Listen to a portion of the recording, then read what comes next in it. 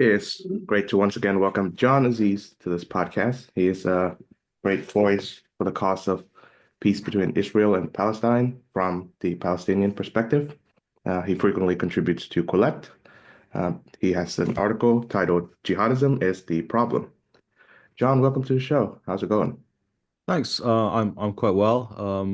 I really appreciate you having me on and giving me an opportunity to discuss the topics we're going to go over today. Awesome. Yeah. I very much enjoyed our last conversation, which I remember vaguely that we ended on Larry David and Palestinian chicken. So,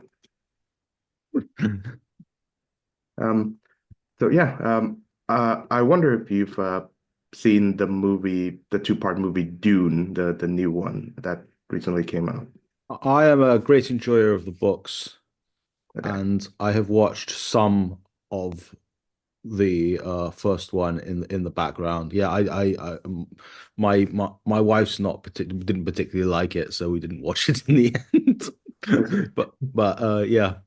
Yeah. I quite like it, but the reason why I brought it up because the original Dune novel has the word jihad in it, because Paul Atreides. Butlerian Jihad. Yes. Yes. So of course Frank Herbert read from Islamic theology, and he adopted that word to describe, I suppose, Paul Atreides' mission to defeat the Harkonnens and everything. But the new version of the new movie Dune does not use that word, not compared to the David Lynch version, because now jihad is really replaced by holy war. This obviously had to do with the fact that the term has taken a newer and darker connotation. So, but traditionally, jihad has always been defined as struggle, I believe, in the Islamic vocabulary. So I Yes. wonder, there can be a time when jihad can be associated with a more religious concept rather than something related to violent political Islam. I mean, in the context that I would use it, I would um translate it as holy war. I mean, the literal translation is struggle. That is true. But in terms of the implications when you're talking about jihadist groups, that they have an ideology of holy war and imposing Islam through a process of holy war. Yes, I see. Well, yeah, and you opened the article, Jihadism is a problem on the anti-Hamas protests in Gaza. And tell me, to what extent does this reveal that Palestinian civil society can and should function without Hamas's governorship, so to speak? Yeah, I mean, I think a society where there's a deeply rooted tendency towards jihad and holy war is not going to be a normal society or a very functional society in a modern context, right? So if you're trying to exist as a modern society with decent institutions, a social safety net, reasonable relations with your neighbors, connectivity to world trade, connectivity to all of those things.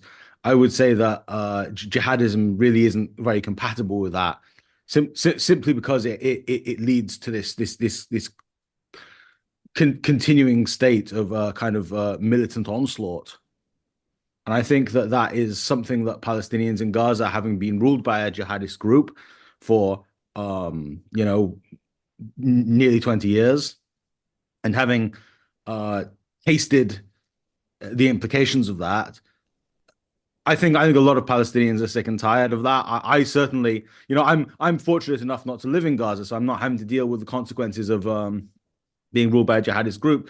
But I can see that for other Palestinians, this is a devastating and crushing um, impact that it's having on Palestinian society in Gaza. And I worry for other Palestinians and people worldwide who might um, face rule by jihadist groups in the future, such as Hamas, but also Afghanistan. You've got the Taliban. You've got Hezbollah in Lebanon. You've got the Houthis, Ansar Allah in Yemen.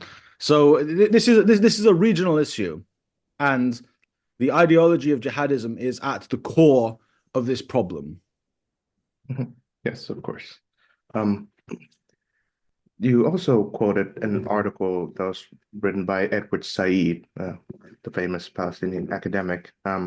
Is titled Zionism from the Viewpoint of Its Victims. So I wonder if you could tell us a little bit about it and to what extent is Professor Said get Zionism right or wrong?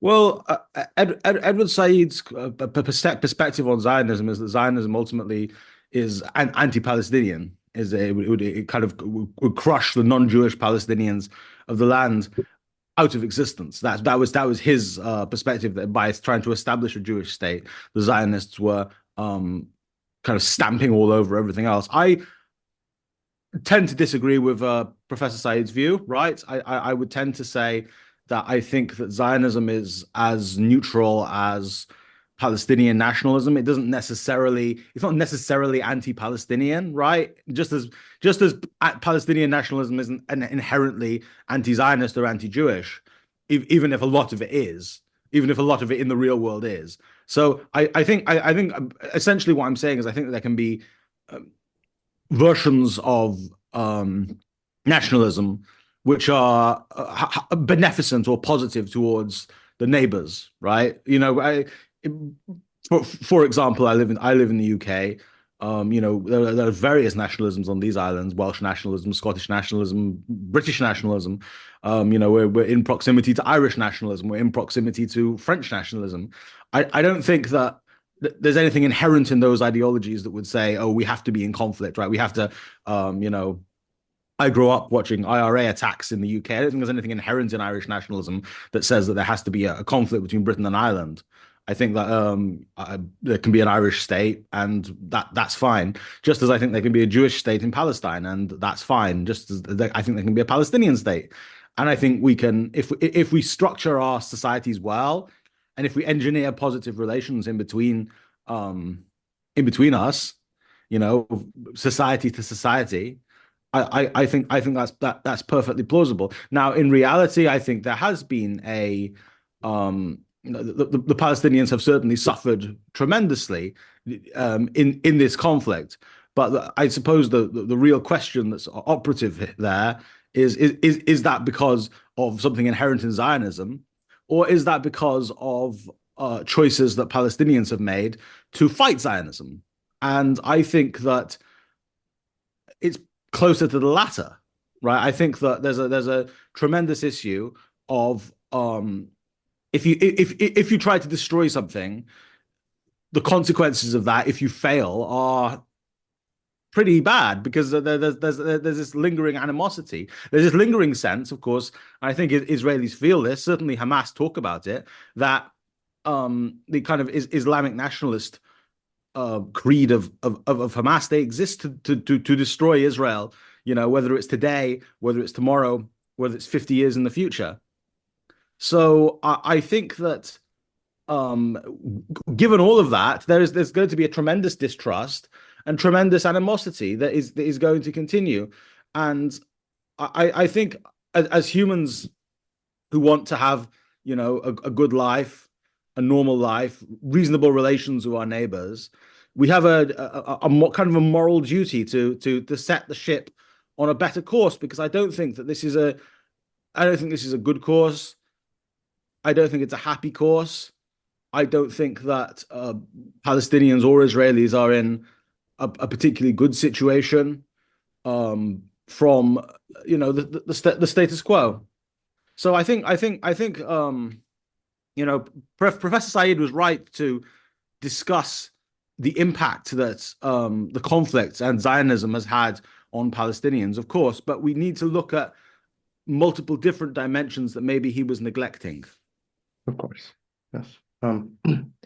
So what do you believe the future of the Palestinian national movement will look like? Oh, that's a very interesting question. I mean, I think that Hamas has overstayed its welcome. I think that Hamas has set Palestinians in Gaza on a terrible, devastating path. We don't know if the Trump plan is going to be implemented.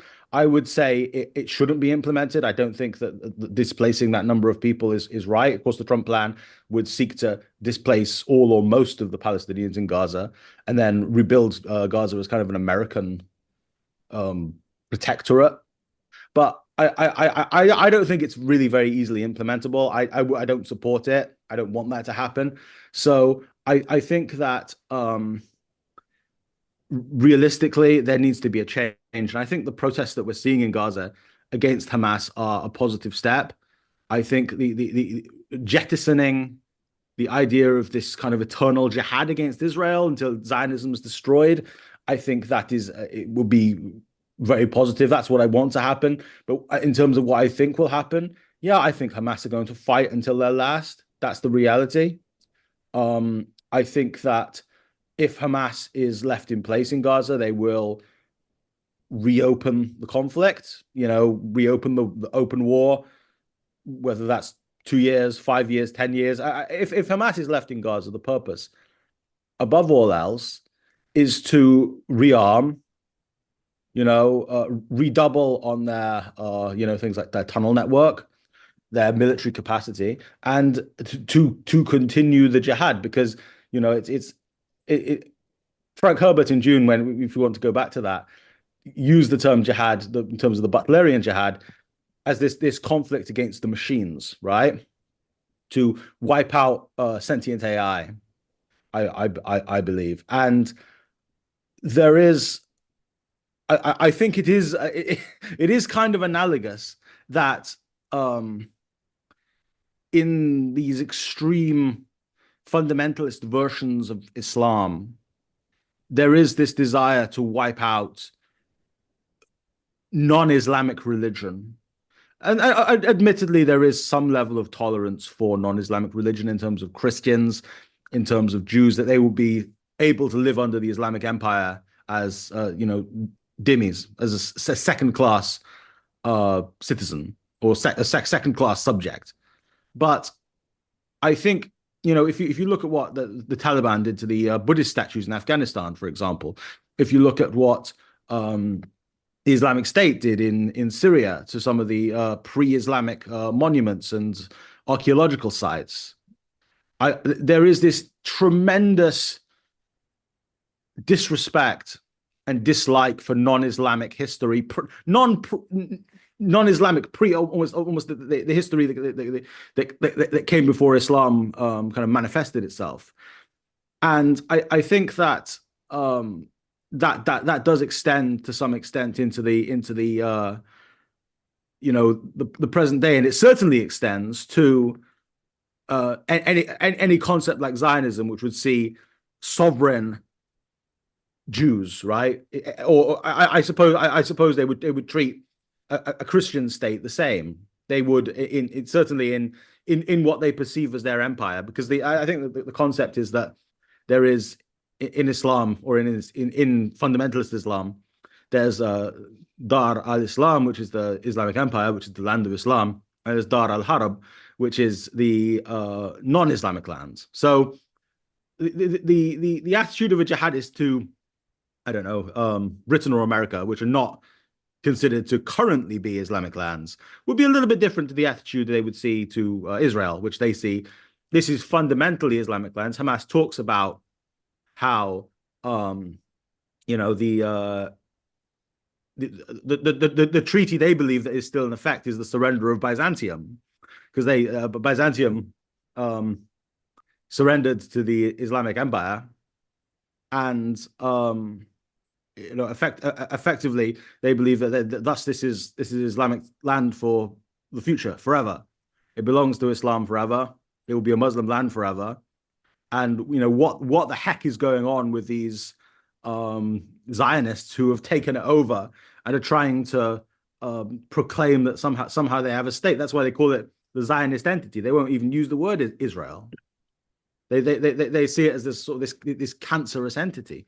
So the future for Palestinian nationalism, I hope, is the future that I envisage of a positive force of improving life for the Palestinian people. I think that is absolutely fundamental in terms of what I want, in terms of what, reasonable Palestinians want. And we absolutely have to jettison this bizarre and false notion that our purpose, our national identity is struggling against Israel. Yes. And how would you explain jihadism's appeal to people who are not Muslim? I would say an example would be, Coachella Music Festival, where there's this Irish rap band that basically uses their stage to propagate the pro-Palestinian, anti-Israel cause. And of course, not to mention the stories of foreigners who are raised in Western nations who join groups like ISIS and and others. Well, I think you have to kind of split that in two. The first side of that is that there are people who, from a Western background, might be ultimately they might be converts, or is what Islam refers as reverts. So I think that's one thread, so to speak. The second thread, I suppose, is this postmodernistic idea that they see the jihadism as this force of justice, even if they're not necessarily Muslim themselves. They see it as this kind of force of kind of post-colonial justice and liberation. I think that's how Western Hamas supporters would conceptualize their support for Hamas if they're not a revert or convert to Islam. So that's it, it's kind of this postmodernistic, post-colonial framework where essentially they view the existence of Israel and the sovereignty of Jewish people as this activity of colonialism. And it's a manifestation of colonialism. So essentially, they point to things like the Balfour Declaration, which was a British promise that the British would allow for the creation of a Jewish homeland in Palestine. They see that as this terrible colonial imposition against the indigenous population. And I mean, I think it is true that Palestinians are an indigenous population. But Jewish people are also another indigenous population. So it's really, in the perspective of me and other moderate Palestinians, we would see it very much as balancing the claims and the rights of two separate groups who both have a claim to be there and a claim to live there. Whereas Western supporters of jihadism or Western supporters of Hamas would conceptualize it much more as all of these Israelis, they're not really from there. They'll say that they're from Brooklyn, they're from Ukraine, they're from Russia. They're from. They'd say that even that Britain is the colonial mother country because of the Balfour Declaration, and therefore, because Israel's colonialism, we might not agree with everything that Hamas says, we might not agree with their religious views, but they still have a right to take the land and hold the land and end the existence of the state of Israel. So I think there's I suppose there's with individuals, if you get into individuals' arguments, there are complexities beyond that. Sometimes people are just straight up anti-Western. Maybe they're communists, right? Maybe they're maybe they believe in the decline and fall of Western civilization and the replacement of the West by perhaps China, for example. They see this as a kind of a front line in the battle against Western civilization. So it's quite a disparate coalition. It's quite a complex and postmodern coalition. I think that one thing that, from my perspective, that unites these people, unfortunately, is that they don't really care about Palestinians as human beings. Because from my perspective, the only reasonable outcome for Palestinians is peace as soon as possible. So that people can, safely go about their daily lives in Gaza, so that people can create businesses, so that people can, go to the beach and swim, right? Just do normal things, hang out with their family, just go to the church, go to the mosque, do whatever it is you want to do that's part of your normal life. I think that the supporters of Hamas, the Western supporters of Hamas, they indulge in their normal lives. They live under the auspices of Western civilization, and yet they don't think that Palestinians are deserving of the same rights that they are. They see Palestinians kind of as their personal anti-Zionist army to go and fight against Hamas. So sorry, fight against Israel, fight for Hamas alongside Hamas against Israel. And I think that that's terribly, terribly sad that you know all these people who claim to have some affinity for the Palestinian cause, they're not really advocating for the rights of Palestinians at all. Yeah, I would wholeheartedly agree. Onto the same view, on the same like line of in some ways Western indulgence. I find that since you have a recent article regarding the proposed decriminalization of Hamas, which a position that I totally disagree upon. The fact that I think is being considered signals something in the current modern Western mind that um, the the most radical proponent of you know, Islamism or jihadism is being given a voice or a platform, whereas an equivalent in say Catholicism or Judaism or any Protestant sect would not be. Uh, he would be either ridiculed or marginalized, which it's a good thing, but at the same time, we should do the same thing when it comes to the the more extremist groups amongst Islam. So why does the Western world fail to do so? Yeah, I mean, as I said, I think that there is this sense that because they might see Hamas as kind of this anti-colonial force, and they will almost certainly define the Palestinian cause in terms of, you know, defeating Israel, whether that's fully defeating Israel as Hamas would wish, or whether that is militantly driving Israel out of the 1967 lines, which would include all of the Israeli settlements in the West Bank. They'd have to be fully dismantled. That varies from person to person and from organization to organization. But I think that Hamas received this grace, this undue and unreasonable grace. I wouldn't particularly get into wanting to platform, radical Christian groups, or radical Zionist Jewish groups, because simply because I don't think a lot of the time those groups have, because they're fundamentalists, they don't necessarily have the interests of their of their own community very much at heart. It's much more about the kind of overriding ideological considerations, and I think that's what we see from Hamas. But you're absolutely right. Hamas received this incredible grace, this incredible benefit of the doubt, because Palestinians are oppressed. Palestinians were colonized by Israel, and therefore, you know, I think the argument will go: resistance is justified. That's what I say. Resistance is justified when people are occupied, and they don't take into consideration the nature of the resistance, the goals of the resistance movement, perhaps the realities of what they call the occupation. Because I should really point this out.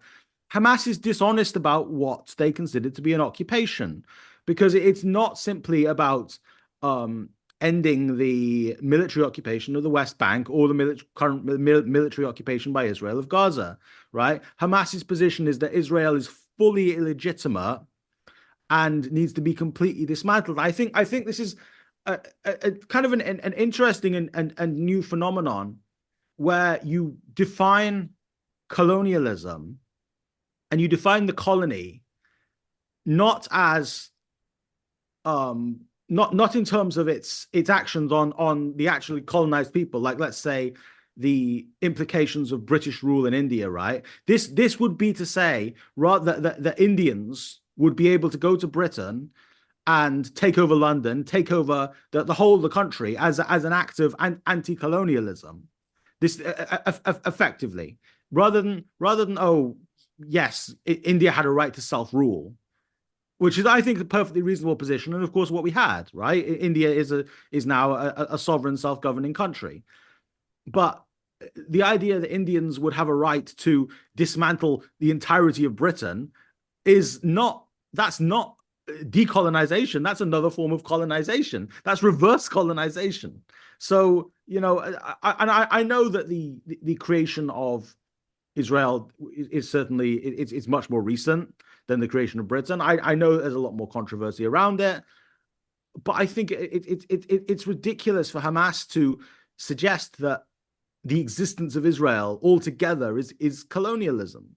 And I think it's self-defeating because it traps Palestinians in this horrific feedback loop, this horrific, painful, awful feedback loop of fight Israel, lose, get ready to fight Israel again, then fight Israel again, lose, get ready to fight Israel again. What happens is that the gains of peacetime, the businesses and the roads and the schools and the infrastructure and the social development and the children that people have, all of those things is imperiled in wartime. And this has been a particularly devastating war. The vast majority of Gazans are no longer living in their house.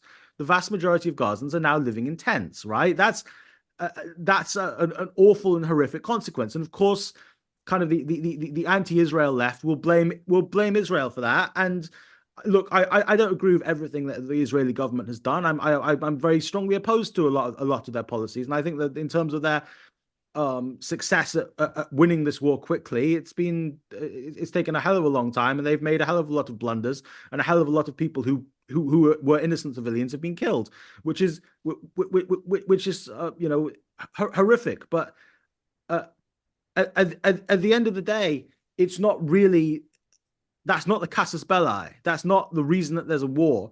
The reason that there's right now a war in Gaza is because Hamas decided to go and commit atrocities and kidnap people, because they believe that will most effectively further the Palestinian cause. And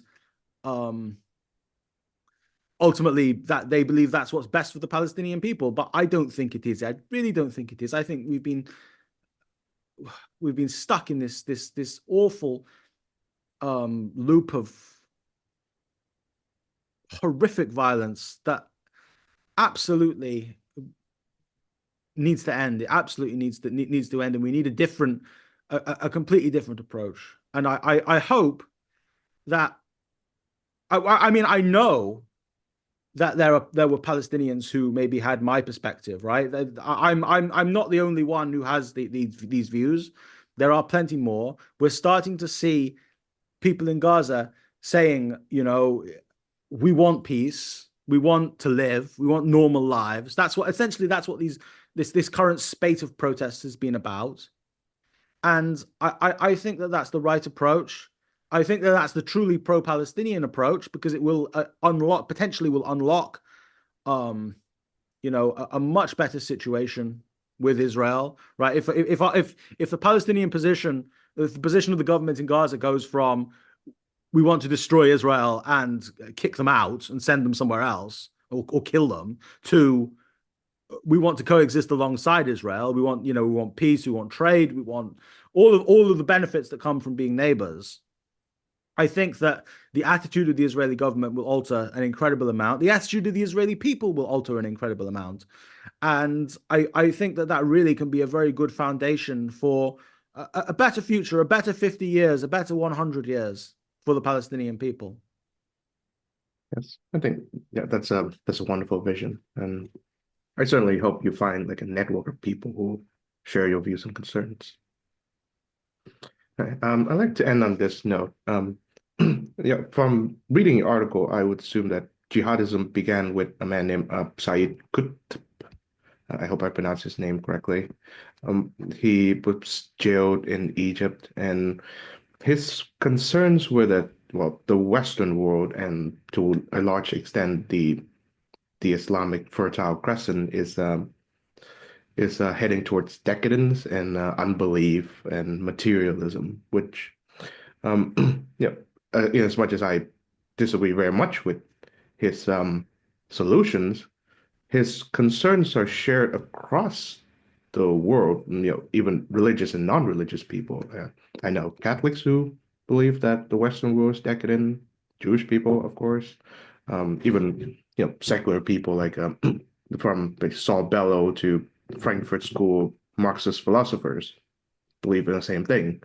Um, Nevertheless, of course, they have this terrible misunderstanding about what the West means. So, what are they missing here?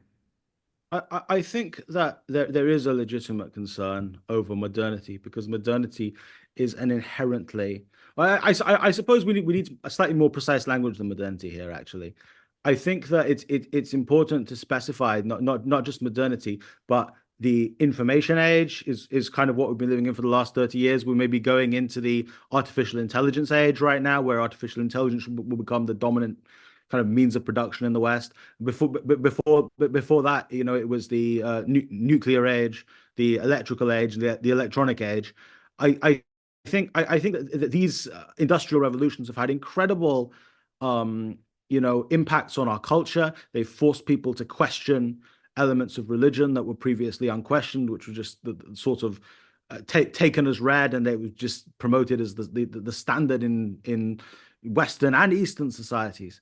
So the tremendous amount of upheaval and social upheaval that we've seen in our societies has inherently led to changes in our culture, and it's led to really serious dislocations. And it's left people with, for example, a feeling of a lack of meaning in their lives that maybe religion or spirituality was providing them with in the past. It's led people to consumerism. I think no doubt there is, this kind of cult of luxury goods and um you know uh, people who are kind of worshiping mammon, right? They're worshiping at the altar of consumerism and products. And do I have the latest video games console? Do I have the latest computer? Do I have the latest laptop? Do I have the latest iPhone? And I think that that is a challenge for Western cultures. It's a challenge for Eastern cultures because I think people do need rootedness in their life. People need a fundamental belief in, something that will guide them to a reasonable path, to a righteous path. And I think religion fills that gap and filled that gap historically. And I think that it's been seriously undermined.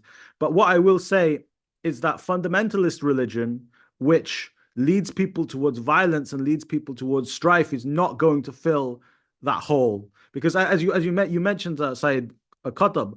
Qutb was not necessarily the founder of jihadism, right? He was the founder of modern jihadism. That's what we have to kind of differentiate. Because historical and ancient jihadism is essentially that was something that followed from Muhammad and the founders of Islam and the rightly guided caliphs, the Umayyads. That's where it originated, and Qutb was really trying to um, reinvigorate and revive something from a much earlier age. And I can say that quite definitively, this is not the answer to the difficulties of the information age and the artificial intelligence age and the consumeristic age. I think that we need to come up with whether it's returning to religious values or whether it is innovating or both, or whether it's innovating kind of new secular humanist values. And I think both of those things can work for different people and they can coexist, to be quite honest. It doesn't, I know you're a Christian, and your Christian beliefs I don't believe in anyway are a threat to me, right? I'm more of a secular humanist. But I think that inspiring people to live a good life, to live a productive life, to live a moral life if those things can come from religion, that's good. If those things come from humanistic reasoning and logic and philosophy, that's also good. I don't I'm not a consumerist. I'm a kind of ascetic. I'm very austere. That's that's why that's personally I don't I don't buy luxury goods. I kind of live the life of the hermit, so to speak. That's kind of what I favor for myself is the more austere and philosophical life and contemplative life. So so I that's what works for me. Different things work for different people. I'm not saying that buying luxury goods is bad. I'm not saying that buying the latest games console is bad. People enjoy that, but I certainly don't think that it's an excuse for slipping into nihilism. I don't think it's an excuse for slipping into immorality. I think that we should stay rooted in our philosophy or our religion. I think that is, historically, that is by far the most straight and narrow path. Just as long as that religion doesn't lead us to bad things and to a hatred of humanity and to destruction of humanity. That's I think all things in balance. Of course. Yeah. Yeah. If I may do a Catholic plug, since yeah, our Pope recently passed away. Francis spoke a lot about the consumerist culture and I believe he called it the culture of disposability, but he also condemned the kind of extremist views, either religious or political, in response to it. So I think one of his gifts is that even like non-Catholic people can find something of value in his teachings. I agree. Yeah. May rest in peace. Yes, of course. May he rest in peace. Well, on that note, thank you very much, John Aziz, for joining the show once again. It's been a pleasure. Thank you.